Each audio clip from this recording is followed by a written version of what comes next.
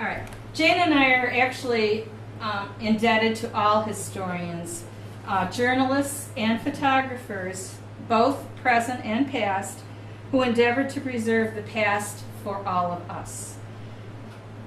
Consequently, our new book's first chapter, if you have it or haven't seen it, is preserving our past, and it's a tribute to those people, journalists, photographers, and historians, for what they have done for us.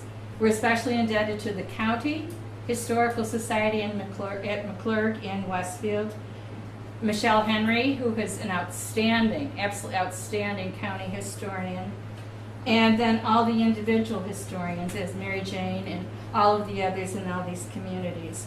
And Jane and I are thrilled to be part of what we call the continuum of preservationists, and in that role, we seek to honor our own families from Chautauqua County and who are also deeply rooted in the county. And now, I'd like to tell you a little bit about Jane.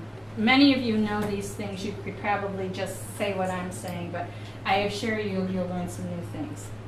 Jane was born in England. She moved to DeWittville in 1952 with her mother and stepfather, Ford Cadwell. She's a graduate of Mayville High School and attended Fredonia State and JCC. She has devoted herself to photography both as a vocation and an avocation. Losing both parents at an early age taught her the power of the camera to record and hold moments in time. She's an illustrator, a photojournalist, a portrait photographer who has attained distinction as a chronicler of the Chautauqua Lake region for nearly 4 decades. Among other organizations, Jane is a member of this illustrious Demus Point Historical Society, the Chautauqua County Historical Society, the Chautauqua Township Historical Society, which is up in Mayville at the depot. Devin Taylor is the historian. The Southwestern New York State Professional Photographers Association, and she's president of the DeWittville Cemetery Association. My only claim to political fame. And of course, you all know her as the proud owner and manager of Cadwell's Cheese House in DeWittville, currently celebrating its 86th year. Thank you. Thank you. Now let me tell you a little about Kathleen. Following her 30-year career as an English and reading teacher in the Kenmore Town of Tonawanda school system, Kathleen married and moved to Chautauqua County in 1994, her family's birthplace. She managed the Chautauqua Literary and Scientific Circle at the institution for 14 years, worked on the staff at the Roger Torrey Peterson Institute in several capacities, and has volunteered at the Robert H. Jackson Center. She's a member fortnightly, DAR, of course the Demus Point Historical Society, a board trustee of the Chautauqua County Historical Society, and also serves on the Salvation Army Advisory Board in Jamestown. Now our partnership begins. As a photographer, I had always wanted to find a writing partner to work with me on a variety of projects. And after shooting Kathleen's wedding and becoming close friends, I suggested that we work together on a cheese cookbook, since customers had given recipes to Ford and me over several years.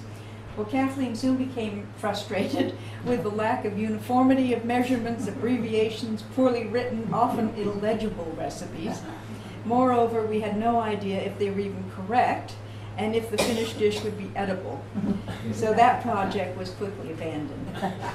However, when I went to my place in Sarasota, Florida in 2000, I saw the Sarasota Bradenton Images of America book and thought this probably was a good outlet for our talents. And I must add that it was actually first brought to my attention by Dick Galloway, who was also in Sarasota then, and he pointed it out to me before I even got to Sarasota, so I was anxious to see these books. Although Kathleen had never written anything for publication before, she agreed to check Arcadia online, and that was our very first project together. At her husband's suggestion, as a businessman, we then formed a legal partnership, CC Enterprises, Chautauqua County, Curry Crocker, which handles all our financial and legal transitions. Okay, Arcadia Publishing. Each of our books was published by Arcadia, and they are not our own. We did not, when Dick wrote his book, he found a publisher.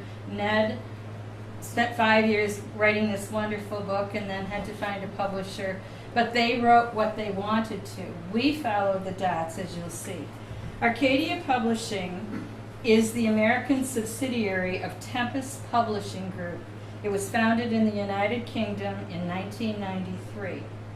Since its Images of America series was launched in Dover, New Hampshire in 1994, well, those are all the places, it has become the largest publisher of regional history books in North America, with offices in Charleston, South Carolina, San Francisco, Chicago, and Portsmouth, New Hampshire. If you've done any traveling, you go into regional history in Barnes & Noble in any city, you will see thousands of these titles. There's thousands across the country, all the same format. Since Arcadia Publishing is our employer, it's important for you to understand the process of writing for their company.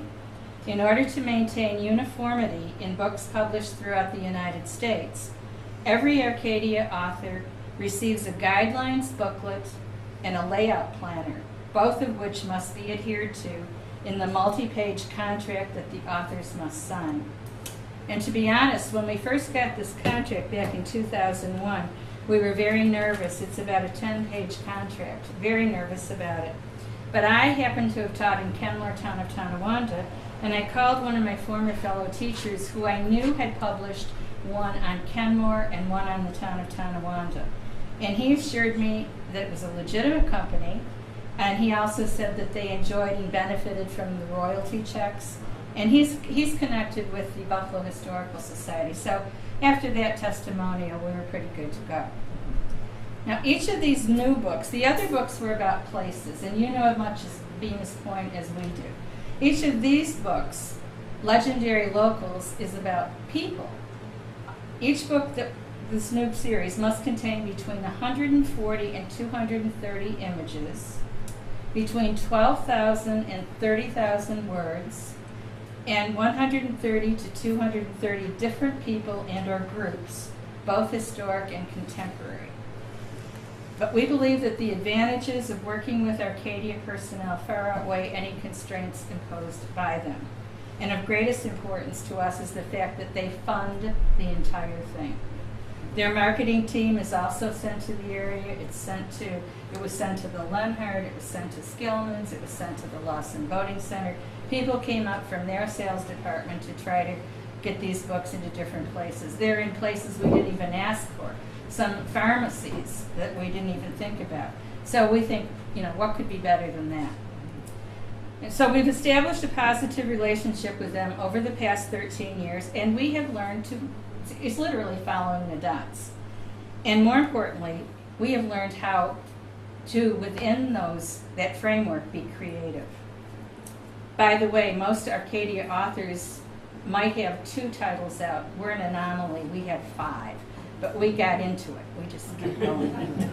And we have people like Mary Jane who are right there, to help us. Chautauqua County is a wonderful small place with lots of great libraries and historic settings, repositories. And so how could you not do that? Our relationship has been mutually beneficial. And these are our sales figures. And I'm not telling you this to show that we're very wealthy. I'll explain it in a minute. In 2000, this is approximately the titles of the books that have sold, the amount of books that have been sold. In 2001, Chautauqua Institution was published. Over 7,500 copies have been sold. 2002, Chautauqua Lake Region, 6,200. Jamestown, 2 years later, 5,200. And 2006, Westfield, 2,200. And then this latest book, they published 1,800 and they've sold over 1,400 copies. So that's like 2,500 books over a 13-year period. We get $1 a book to split. So you get 2,500 divided by 2, divided by 13 years. Why do we do this? Because we like to. So this brand new series, Legendary Locals, is designed to include a variety of notable residents, this is their words, past and present, who run the gamut from politicians to high school coaches and athletes, from notorious personalities to beloved entertainers. But you know that word notorious has changed through the years. Any English teachers, that's not what they really mean. Their images and stories will document the unique contributions residents have made that shape each community today. The series is designed to reveal the face of pioneering citizens who have built and shaped communities large and small across the United States. For me, and I'm going to tell you that we could have taken the easy path by focusing on just one place. For example, legendary locals of Jamestown, or of Bemis, or of Mayville, or even Cherry Creek for that matter. But since our passion is for the Chautauqua Lake region, we decided to concentrate on the 13 lakeside communities that currently have or once had post offices, because the majority were originally named for the site's founders. Following Chapter 1, Preserving Our Past, we proceed clockwise to cover Mayville, Point Chautauqua, DeWittville, Maple Springs, Bemis Point, Greenhurst, Fluvanna, Jamestown, Celeron, Lakewood, Asheville, Stowe, and the Chautauqua Institution. Population inevitably impacted the length of the chapter, so small neighboring communities were combined to provide a balance.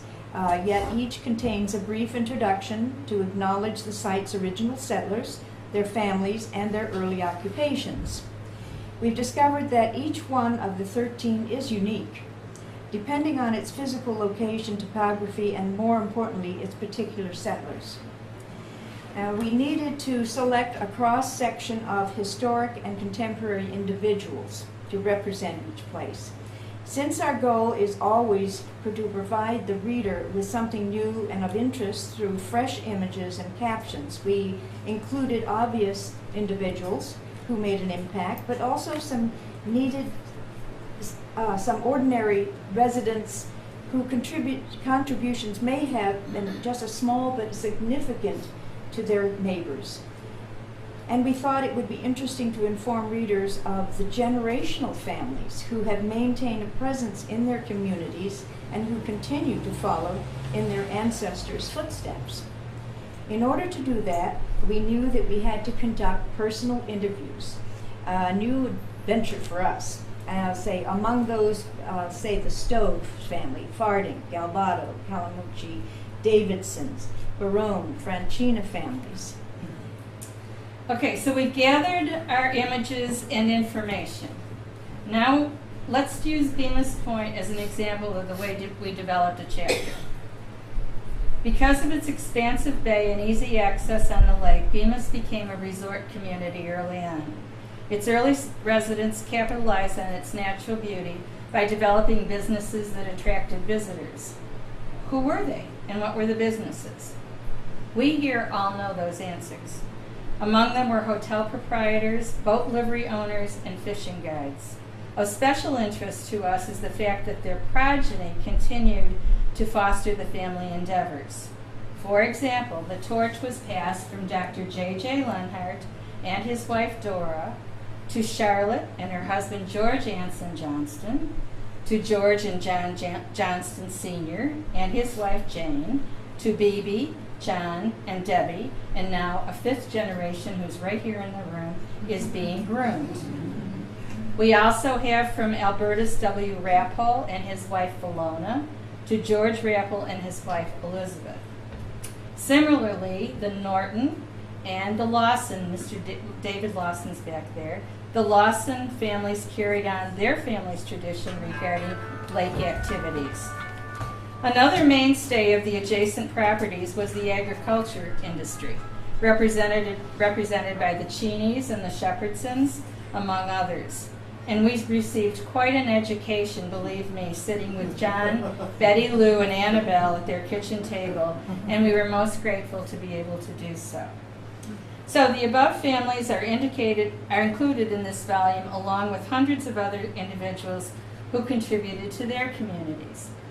As appointed family historians, Rosemary Rappel and I have leafed together through our grandmother's priceless scrapbooks, and via photographs and letters, Bibi and Debbie have memories galore of Dora and Charlotte.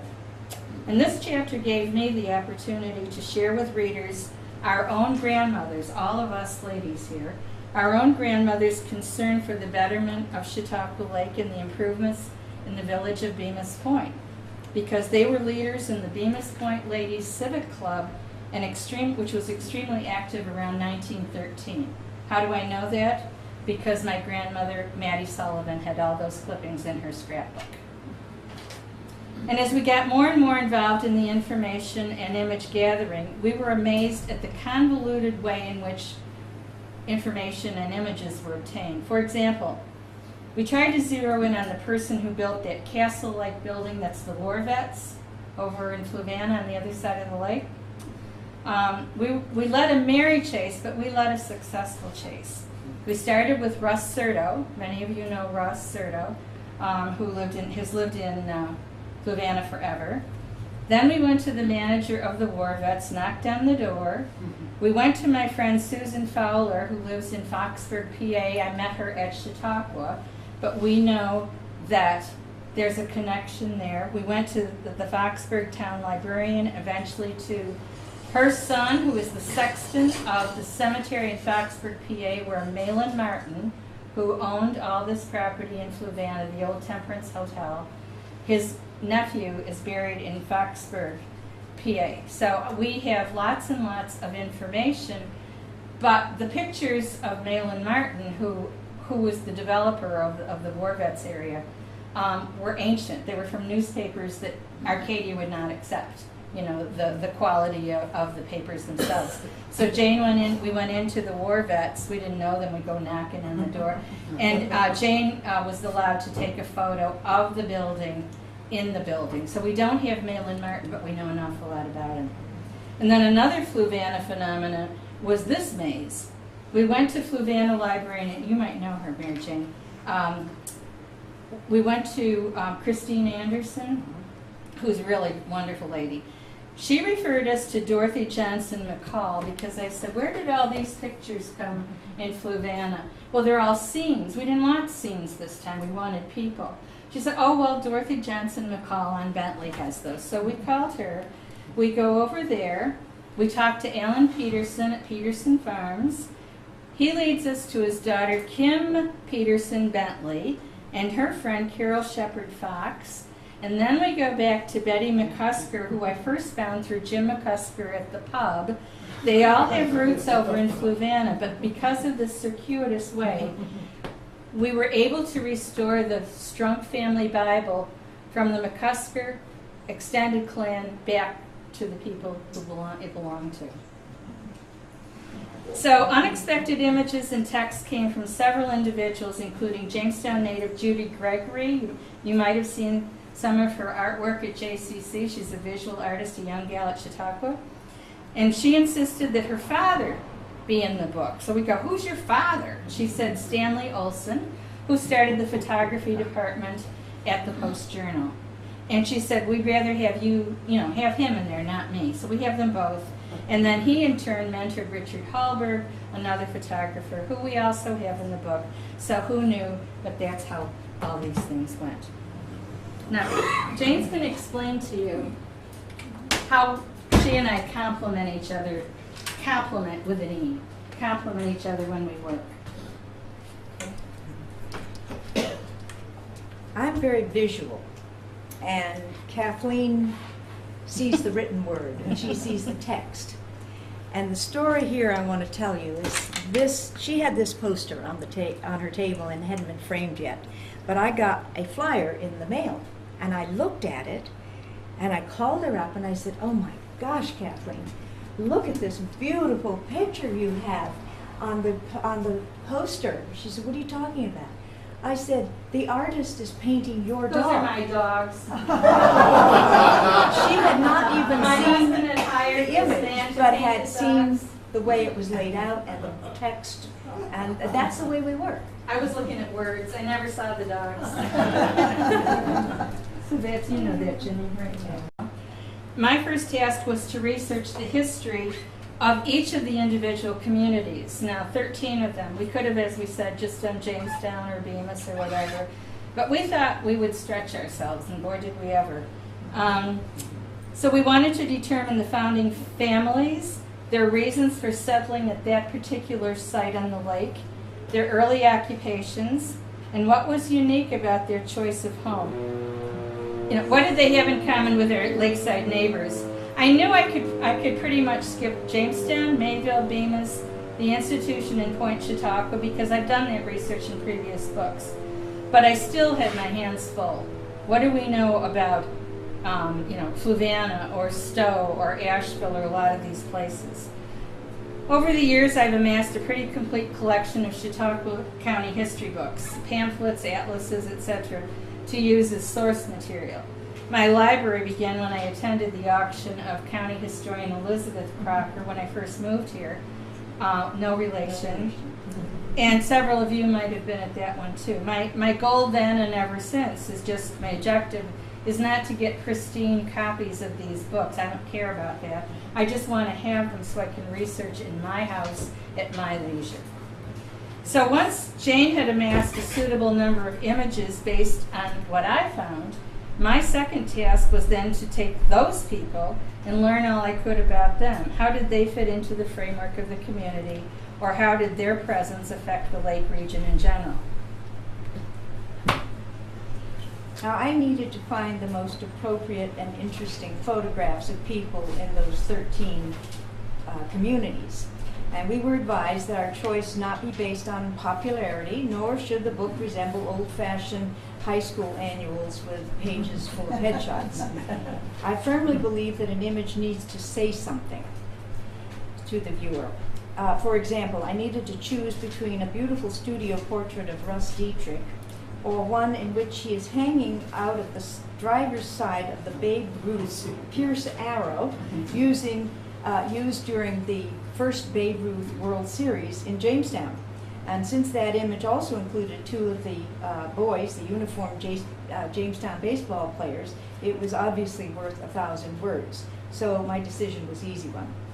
Now at this point, Kathleen and I had spent much of our time in area historical societies and libraries delving into their collections, and we were thrilled that our first two sources, the Chautauqua Region Community Foundation and the Chautauqua Sports Hall of Fame, were especially generous. Randy Sweeney, June Dietrich, Randy Anderson couldn't have been more helpful and supportive of our project.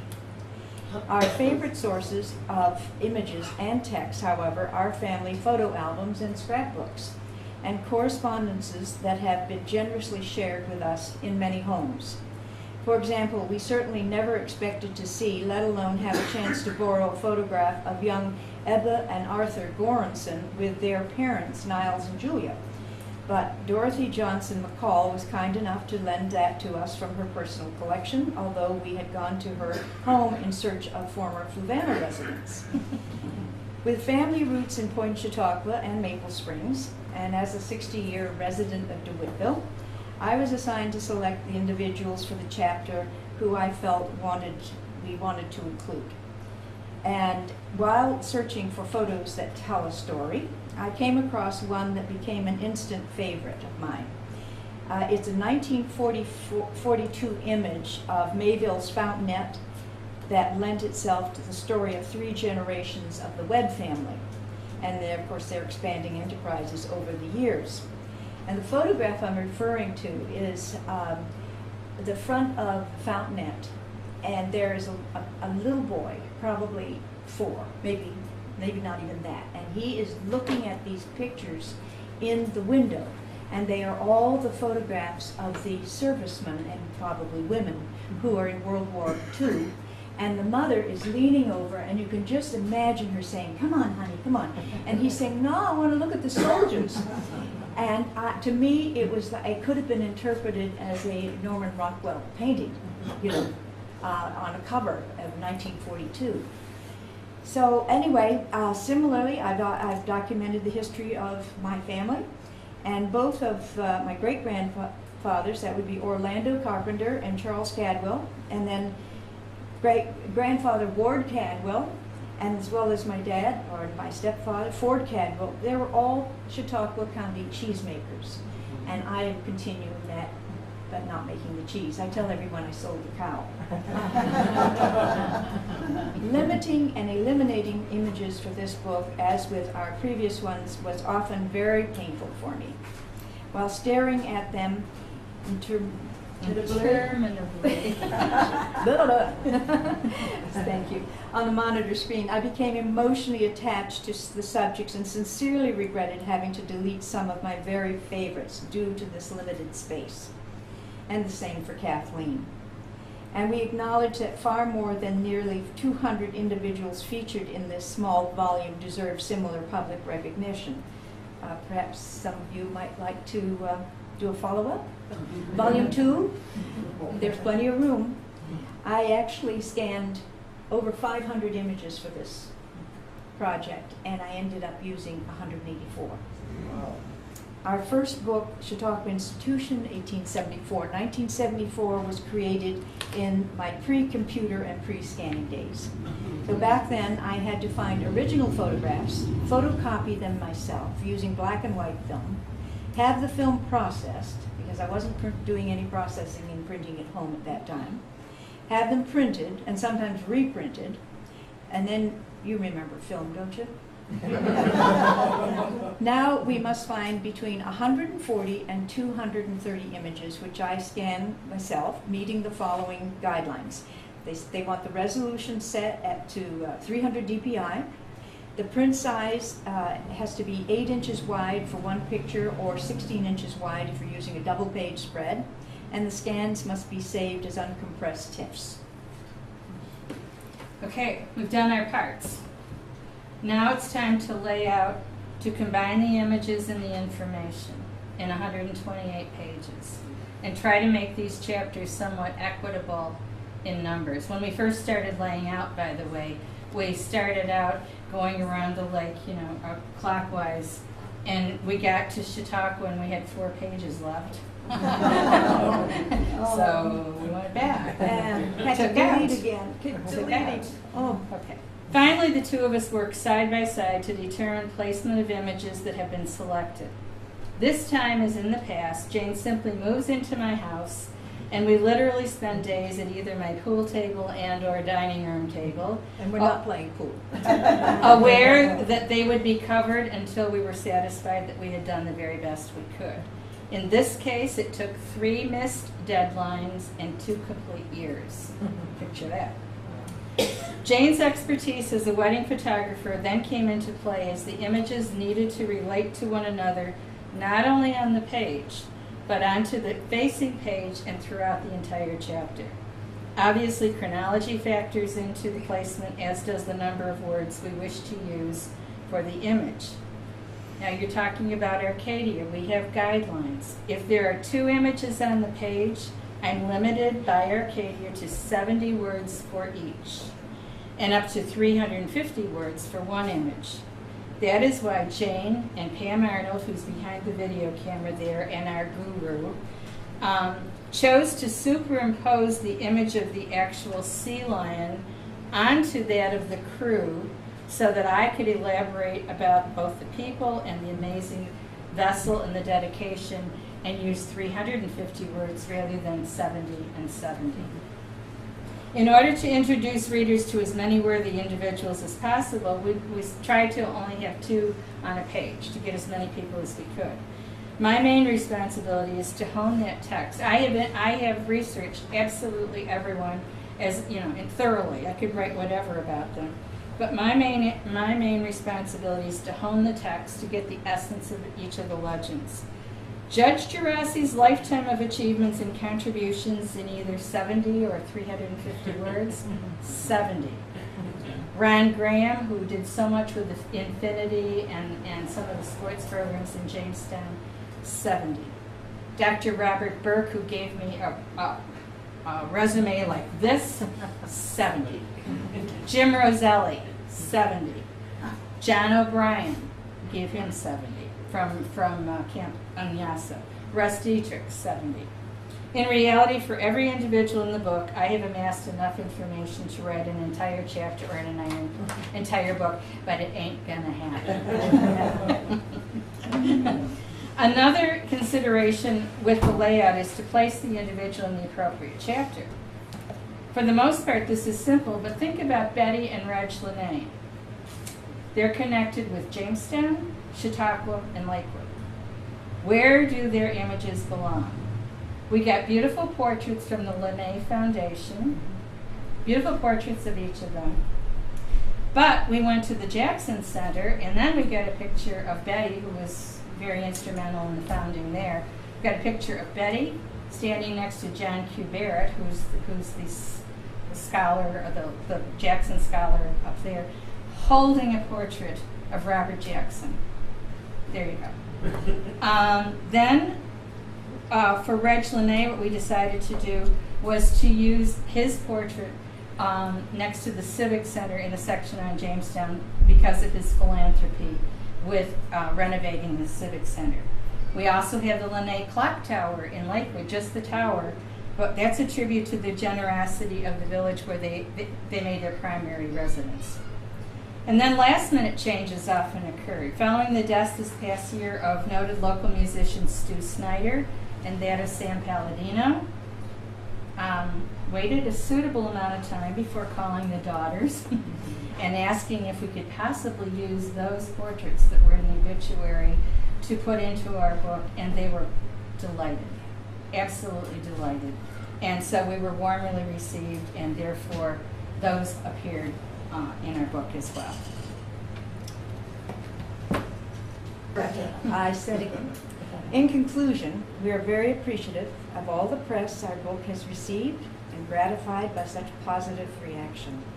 We had no idea that this book would be of greater interest than our others, but apparently that's the case. I think people just nosy. They want to know about people. And of course, the major criticism is that of mission, but that was to be expected. Some comments that were music to our ears included, "So different from your others, especially endlessly fascinating." And that came from Norm Carlson. Wow. And we quoted him. You told him you were going to quote I him, told too. him. This must have been a lot of work. Surprised it only took you 2 years. Great to learn about people whose names I've only seen on signs or buildings. So many memories in this little book, commented Nancy Swanson of Chautauqua Bookstore, surprised and delighted that her father is prominently featured in this book. We had no idea who she even meant, and was amazed to learn that her father was Art Thomas of Stowe, who lovingly wrote the fairy tale about Bemis Point Stowe Ferry just prior to his sudden death. And we interviewed her sister-in-law, who apparently had kept it a secret. So to you, all of you here tonight, and to our readers, we say thank you for your appreciation and appreciating the rich history of Chautauqua County. We encourage you to maintain your family histories, too, so that your children and grandchildren will have a good sense of who they are and where they came from.